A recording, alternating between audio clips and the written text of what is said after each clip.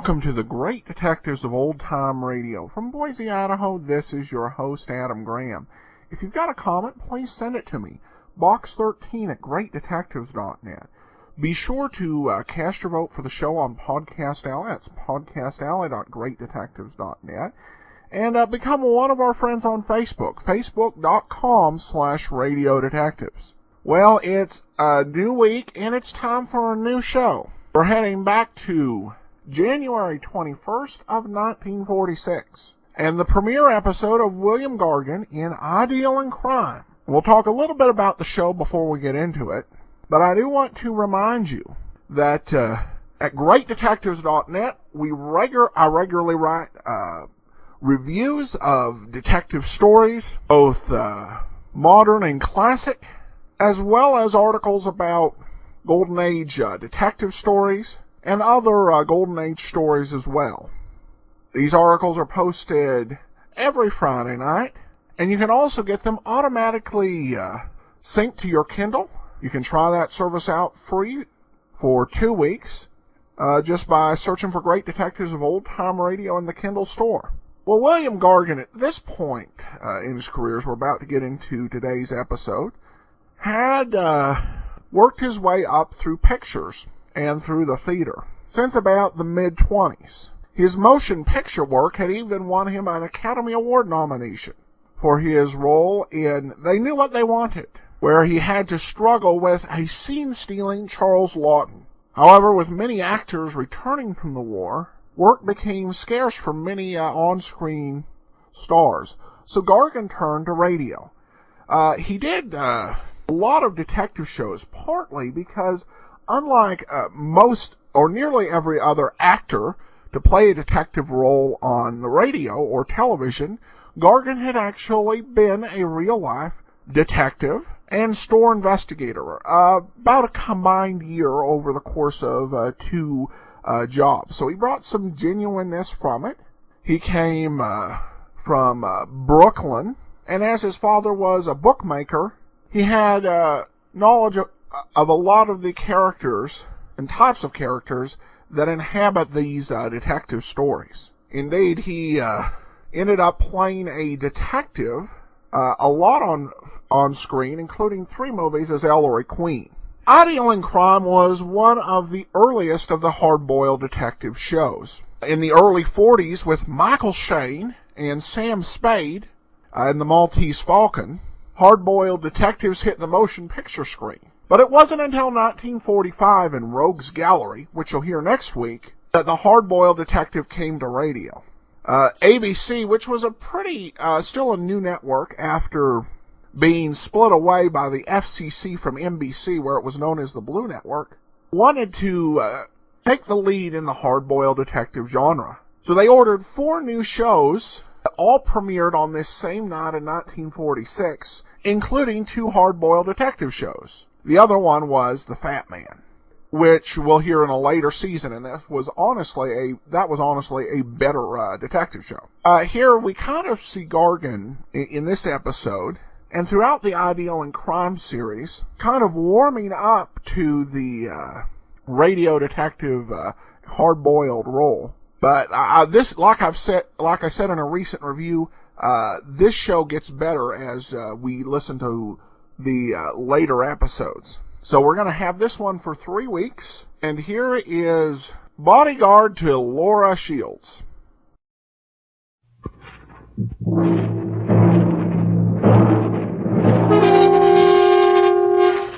I deal in crime.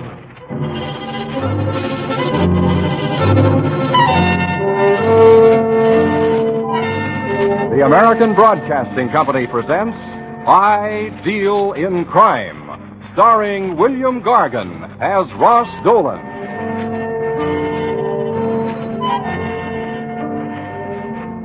My name is Ross Dolan, and in case you're inclined to say so what, pull up a chair and listen to this. I've been a private investigator for 10 years, except for a short hitch in Uncle Sugar's Navy. I've been a seaman on an LST, a gunner on a PT boat, and even made a parachute jump. That last I don't care to discuss. And just yesterday, they decided to get along without me, so I found myself on my way back to my old hangout, My office in the Melrose building. It was 8 o'clock at night, raining cats, dogs, and several other forms of livestock. I shrugged my way through the main door. Nothing had changed. The foyer still had those silly gilt figurines chasing each other around the molding. The tile floor hadn't split any wider, and the paint was just as cracked as before. Even the elevator man hadn't changed. He just added another dozen wrinkles to that piece of saddle leather he called a face. I called 4th floor. Okay. His light blue eyes lit up with a friendly gleam you find in a pair of 2-cent marbles. The floor slid past as we went up. Finally, the rickety old contraption slid to a stop.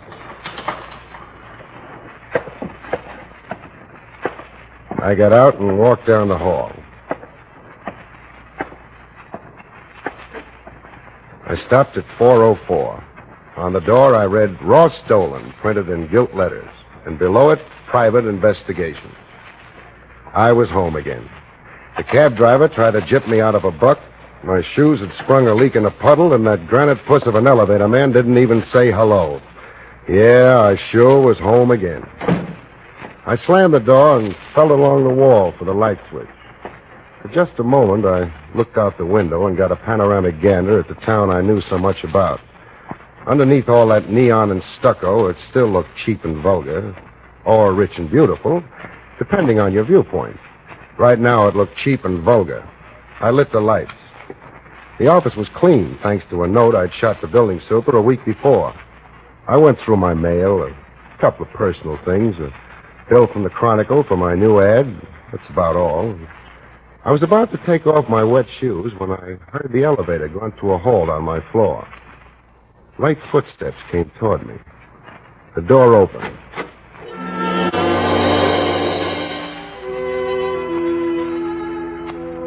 She was the kind of a dame you see only in a dream. Tall, dark, and eyes that look as deep as a quarry pond on a quiet afternoon. This baby was class from head to foot, and from elbow to elbow. She seemed surprised to see me and turned to go. Wait. What's your hurry? Sit down. Take it easy. Riding up and down that elevator is quite an emotional experience. I came up here to see Ross Dolan. Well, that's fine. You came to the right place. But you're not Ross Dolan. You're a sailor. Oh, you're wrong, beautiful. I am Ross Dolan, and I'm not a sailor. Uncle decided he could get along without me after today. Uncle? Yeah, Uncle Sugar. Uncle Sam. Otherwise known as the United States. Oh, that. That. Mr. Dolan, if you're just out of the service, you probably are in need of a job. Would you like to make some money? I'm afraid I would. Money and I have been strangers lately. And should I employ you, can you furnish references? Oh, get out your pencil, lady, and start writing them down. Or would you rather take a fast peek at my file cabinet there? Well, there's the National Life, the American Bank, Johnny Briggs down at Homicide, and... well, shall I go on? There's 10 years of references in that gadget. What are your charges? $25 a day plus expenses. I see. Just what is this job? And, not to be too pressing, just who are you? I'm Laura Shields, Mr. Dolan. And I want you to be my bodyguard. Oh, now, look, if it's just one of those tail around with me and see the big bad man doesn't hurt mama gags, you could do with a cheaper man. Get some character who's short on brains and long on muscle. You're talking yourself out of a job, Mr. Dolan. Do you want it or don't you? Definitely, I do. That's better. My husband and I are living in our house at Laguna Beach. He's John Shields, a promoter. Oh, I've heard of him. Could you come down tomorrow? I guess so. Give me the morning to walk up 2 flights and save 10, and I'll be all set. Ought to be there around 3 or 4. Oh, fine, I'll expect you. Here's a check for 2 weeks as a retainer. You were pretty sure of me, weren't you, Mrs. Shields? Not at all. You'll notice that I've left the top line vacant. Oh, yeah, so you have. Well, I'll see you tomorrow, Mrs. Shields. And by the way, just what am I supposed to guard you against? Myself. Guard you against yourself? Oh, suppose we drop the double talk and get down to straight language. You want it straight, here it is. I'm afraid I'm going to kill my husband. You don't need a private eye, lady. You need a doctor. Or the cops. Why don't you go to them? I couldn't go to the police. You see, I love my husband. But he's been playing around with someone else. So, it's like that, huh? And I haven't been sleeping well. Recently, I've had dreams. I dream I'm killing him. Now I'm afraid. Don't worry about dreams, Mrs. Shields. They can't hang you for dreaming. But they've been getting worse. Do you want the job or not? Well, it's okay by me. If there's any killing, it's not my funeral. A very misplaced sense of humor. Yeah, sorry. When you get to Saguna Beach tomorrow, register at the Seahorse Inn. There'll be a room waiting for you. Hey, that's a classy foxhole. And, Mr. Dolan, I hope I can trust your discretion. If word of what I was doing got out, people might think there was something wrong with me. If people knew what I was doing, they'd think there was something wrong with me, too.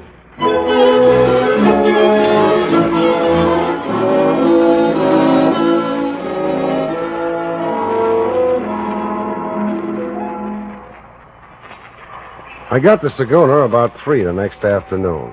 It was a typical coast town. Filling stations, drugstores, hamburger stands, and some kids shivering in their shorts.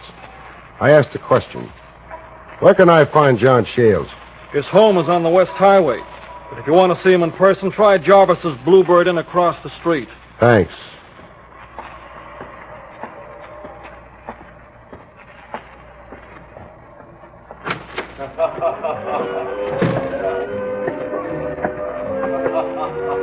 There was a trio there trying to play like Paul Whiteman. It looked like a pretty fair crib. I walked to a table and sat down. You couldn't miss Shields if you were wearing dark glasses on a foggy night. He was 6'3", wore dungarees and a sweatshirt, and tried to look like a combination of Randolph Scott and Clark Gable. He didn't even come close. But there was something worth looking at. The babe he was gabbing with. She looked the way most Hollywood blondes would give their peroxide to look like. And the guy who bought her waitress uniform certainly had a surveyor's eye. I sat there. I waited. I waited some more. Finally, I got tired of that. Hey, miss. Yes, sir? I'll have a beer, please. Yes, sir. I watched her walk away, and it was better than watching Army's backfield. She came back. That'll be 15 cents, please. You from L.A.? Doing anything tonight? That'll be 15 cents, please. Okay, honey. I'm not only set back on my heels, but my pass has been intercepted and run back for a touchdown. Thank you, sir. This was the babe that Shields was nuts about. He hadn't taken his eyes off her during the whole sequence. I drank my beer, and then I went away from there. I went down the West Highway to look up Mrs. Shields.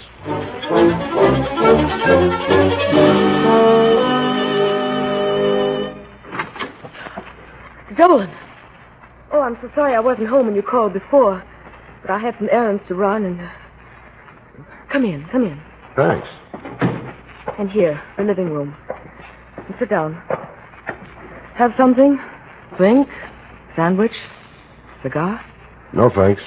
It's almost 7, and John will be home directly. When he comes, please pretend that you're an old friend of mine. You met me in... San Francisco. Okay by me. And I'll call you Ross, and you must call me Laura. That will ease things up a bit, and,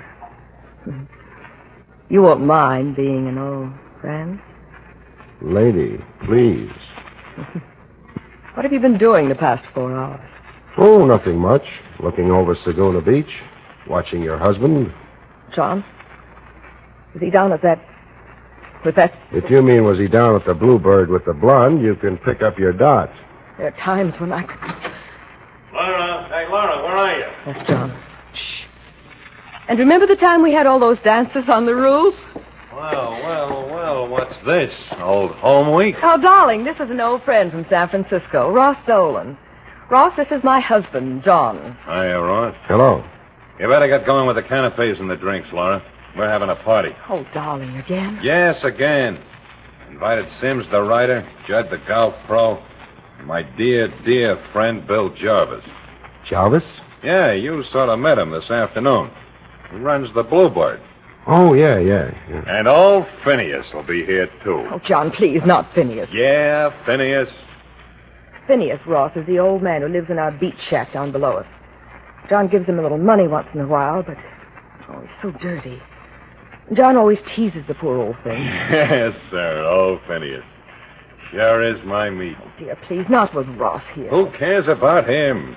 Your friend, not mine. Let him in, Laura. And break out the drinks. Oh, Mr. Jarvis, come in. Hello, Mr. Shields. And Phineas, how nice to see you. Glad to see you. You sure look tipped-top, Mr. Shields. Never saw you looking better. Yep. Look as fit as a fiddler crab. Ross, this is Phineas Baxter. And this is Bill Jarvis. Glad to know you. Howdy. This is Ross Dolan. Seems to me I've seen you... Oh, yeah, sure. You were in my place today. Well, Phineas, tell me, how's the beachcombing today, huh? Scraping much away from that old devil sea? I do all right, Mr. Shields. Mr. Shield, what kind of talk is that? You know, Dolan, Phineas here is something of a local celebrity. He's an author. Jonathan, please. Yes, sir, he's got something other folks in Saguna haven't got. But then, who wants it? You're quite a comic, aren't you, Mr. Shields? Ever thought of going on the stage? No, Mr. Dolan. Mr. Shields just having a little mite of fun at my expense. I don't mind. Yeah, that's right. John always ribs old Phineas. Forget that, you fellas. What did you mean by that crack, Dolan? Oh, nothing. Backing down, huh? How'd you like a good punch in the nose? John, he's our guest. He's your guest, not mine. I want you to make passes in the cafe this afternoon. Now I find him in the house making passes with my wife. You sure get around, don't you, Dolan? Put your hands down, Shields. You're making a chump of yourself. Is that so? Well, take a look at this. Well, if you want it that way. John, are you hurt? I reckon he got on the wrong side of you, mister. Yeah, reckon he did. You should have known that my wrong side is my right side. You'd better trot down to the local barber shop with me, Dolan.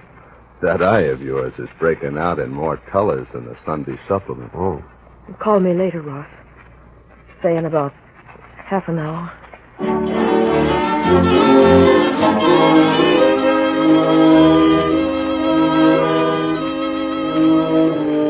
Jarvis and I went down to the local barber. It turned out to be a pretty good Joe. In about an hour or so, my eye looked almost human. When the barber got through, I walked into the phone booth and got Mrs. Shields on the phone. Everything is under control, Ross. How's Mr. Shields feeling? A little groggy, I guess. He took the car and went for a ride along the shore. Want me to come up? No, I'm all right. Besides, there might be complications. I'll see you tomorrow. Right. Good night. Good night, Ross. You'd better go to bed.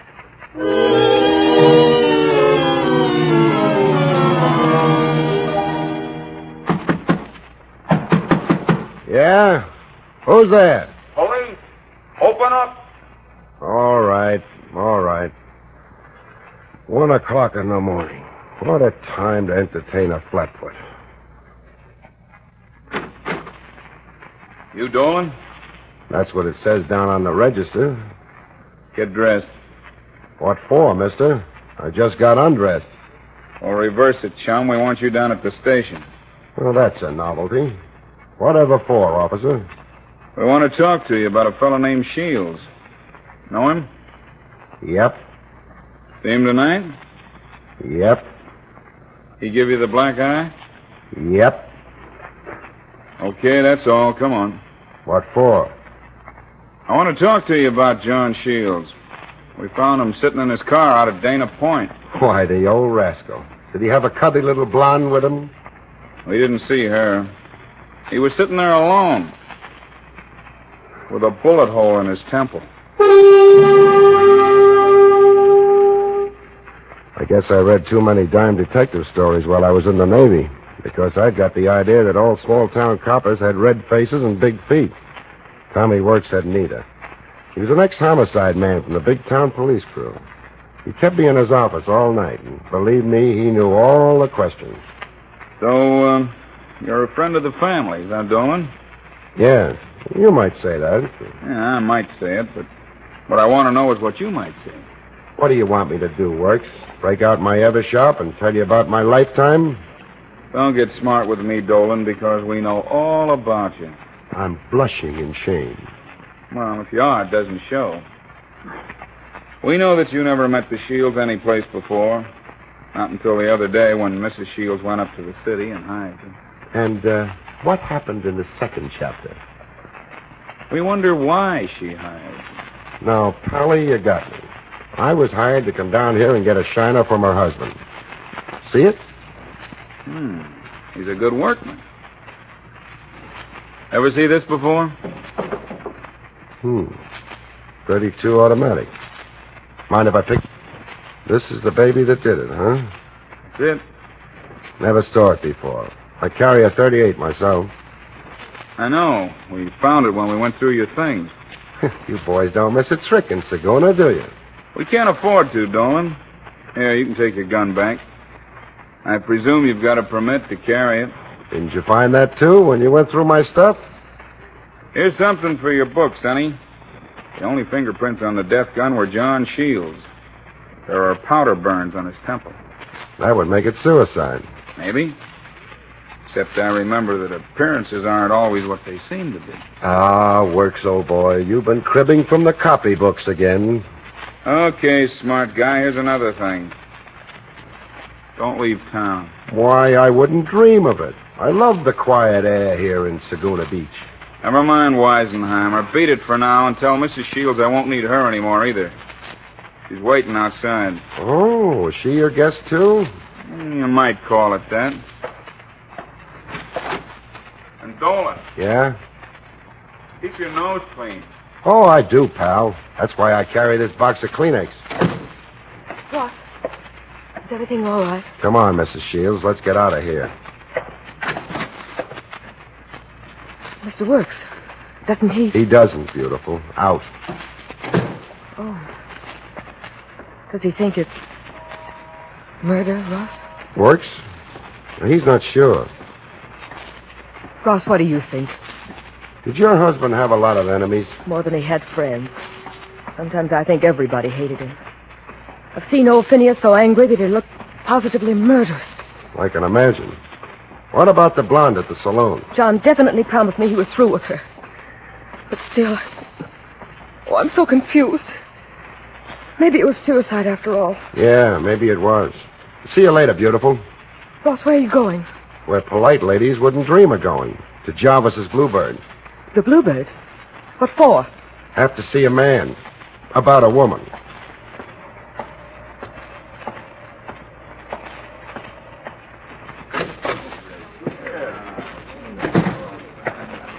Hiya, Jarvis. Well, if it isn't my black-eyed friend, Mr. Dolan. How's the glimmer this morning, Dolan? How does it look to you? It looks like it needs a drink. Have one? Thanks. Luck. And to you. Too bad about Shields, isn't it? Yeah. Mr. Shields is all broken up. He was such a husky guy. Never thought he'd bump himself off. No. Well, he and that blonde were pretty close. Yeah. Very close. I wonder how she feels. Pretty bad, I imagine. No fun, losing your boyfriend.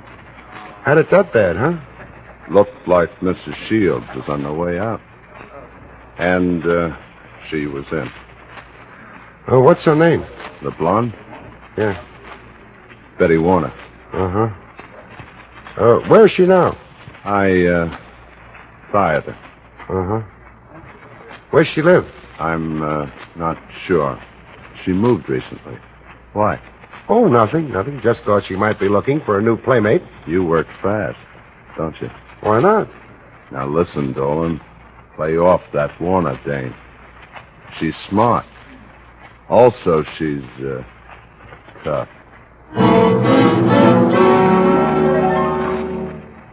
Jarvis was right. The Warner babe was smart. It took me half the morning to get her address. I finally located her in a motel out of town a ways. I took a cab and pulled up and started to look around. What do you want, mister? I'm looking for Betty Warner. What's her number? Nobody want to live in here, mister. Well, maybe she's using another name. She's a gal about so tall with blonde hair, and she walks like this. On you, it don't look good. Oh. There's a girl who might be your friend down in cabin 8. Thanks, pal. What might your name be? It might be Smith. Yeah, that's what they all say.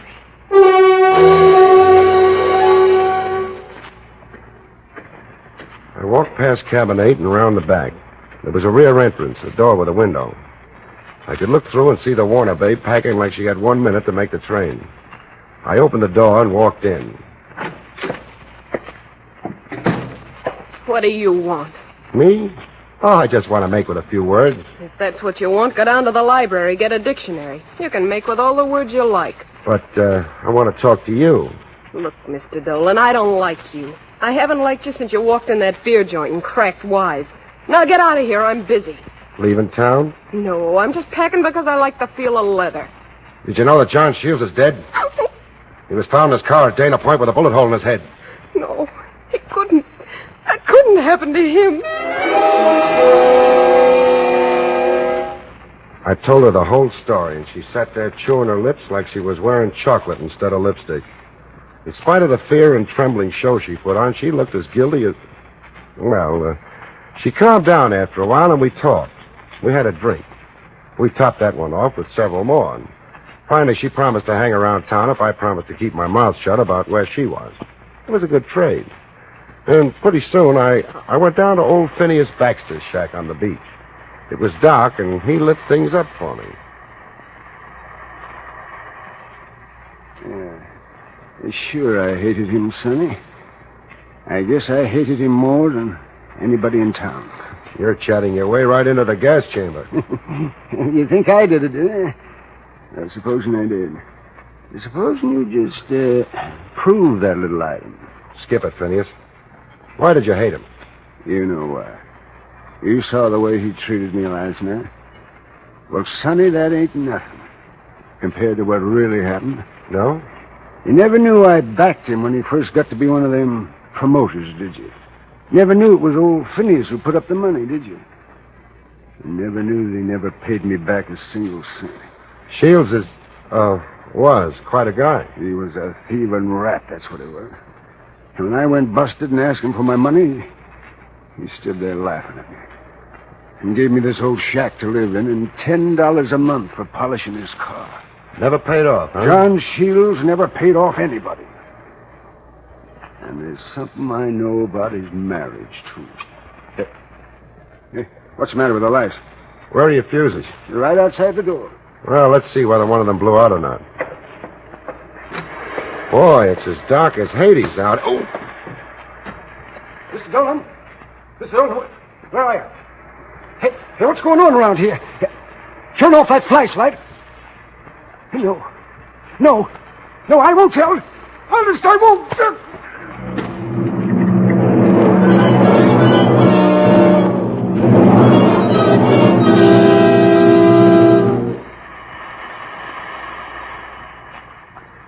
The noise boomed around in my head, and I was sure I was back on the beach at Okinawa with the guns going full blast. Then I opened one eye and sat up in a hurry. I looked for old Phineas and found him lying on the sand next to me. Somebody had used an iron bar on him.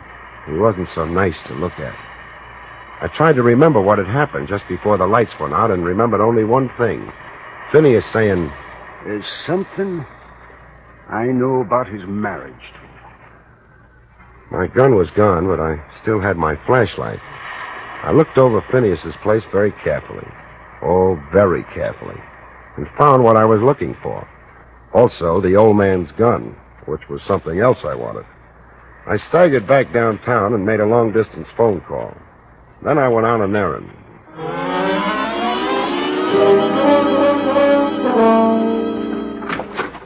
Ross Dolan. What's wrong, baby? You seem surprised to see me. It's rather late for a visit. Besides, I'm in seclusion. Yeah. I'm beginning to get the drift of the whole thing. Where is he? There's no one here. Oh, you're drunk. Look at your head. It's all bloody. I'm going to call the police. You're not going anyplace. Where is he? Let go of me! Let's drop the injured and grieving wife pose, huh, baby? Where's Jarvis? How do I know where Jarvis is? What are you talking about? It's a little late, Mrs. Shields. When I looked around Phineas's shack, I found out all about it. I found the old man's scrapbook. Or didn't you know he kept one? Ross, listen. Listen. Let me tell you all about it. Baby. Let me tell you. You wanted to get rid of John Shields the worst way, and you hoped to set me up as a fall guy. Or the dame down at Darvish's joint. She could be a fall guy. You're crazy. I could have divorced him. It doesn't gel, beautiful. You forget the scrapbook. There's a little item in there. It tells about a woman who was paroled from a mental hospital into the custody of a man who married her. A man who wouldn't divorce her because he was in love with her. Oh, yeah, Shields was a louse, all right, but he was in love with you. That's why he was making a big play for the Warner babe, trying to make you jealous. But you were nuts about Jarvis, who was an ex-con. I could kill you. Like you knocked off Shields? When he went for that ride, you were in the back seat. You fed him a Mickey in his last drink. Then you took his gun, held it in your handkerchief, and shot him through the temple. Ross, listen. Listen, I didn't do it. It was Jarvis. He did the whole thing. He planned it all by himself. He forced me to help him. Okay, Laura. I might have known you'd pull that. Reach, Dolan. I was afraid you weren't going to make it, Jarvis. Or were you in the kitchen all the time? You're a pretty smart handy-andy, aren't you, Dolan? Just stand where you are. You were the one who knocked off the old man.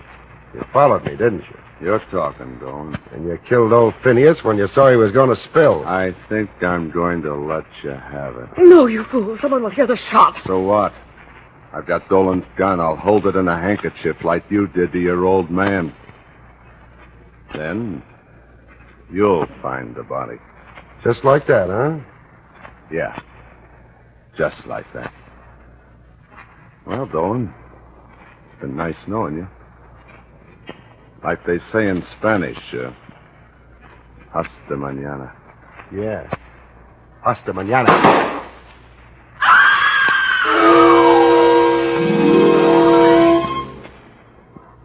I was watching that trigger finger, and when it started to whiten, I hit the floor, heaved sidewise, and gave it to him with the old man's gun.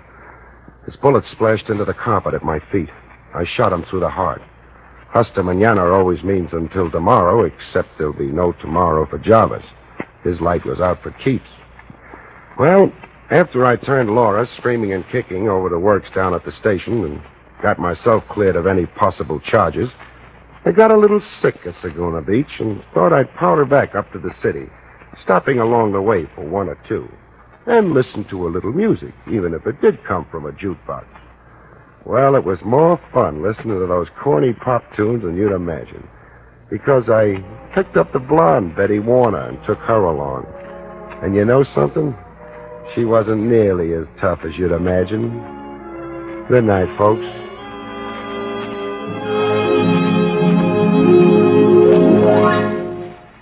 Don't forget to listen again next week, same time, when you will hear William Gargan say, I deal in crime.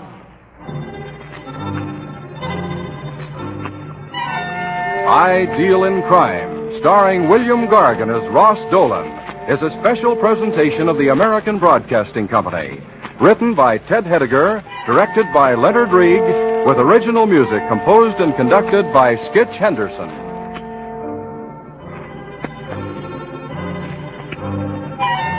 Dresser Dahlstead speaking. I Deal in Crime came to you from Hollywood. When it comes to the business of making music, we know one fellow who's dean of them all. It's Paul Whiteman. Paul has picked some songs that have proved they're here to stay, the top tunes of yesterday. It's a show you'll enjoy called Forever Tops. This is ABC, the American Broadcasting Company. Welcome back.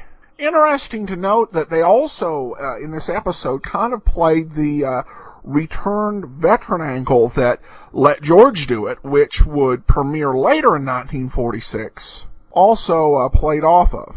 When researching the series, one thing I actually came upon was a note Jim Widner, in his commentary, thought that Gargan lacked energy. And I could kind of see this. I don't think it was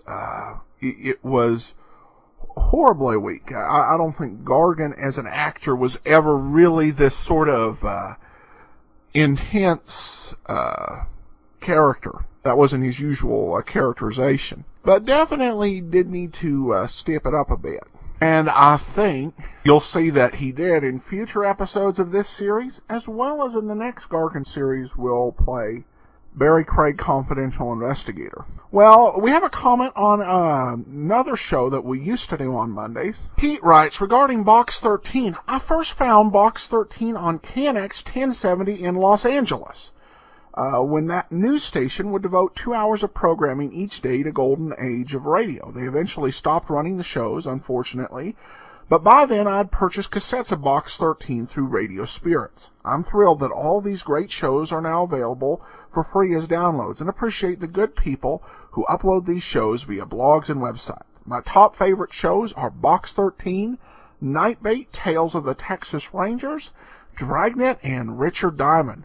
Well, thanks so much, Pete, and that's certainly a good list. All right, well, we'll be back tomorrow with our very last episode of Nero Wolf. As I mentioned earlier, next week, Rogues Gallery will be coming to you on Tuesday. And join us next Monday for another episode in I Deal in Crime. From Boise, Idaho, this is your host, Adam Graham, reminding you to send all your comments to box13 at greatdetectives.net and to follow us on Twitter at Radio Detectives. But for now, I'm signing off.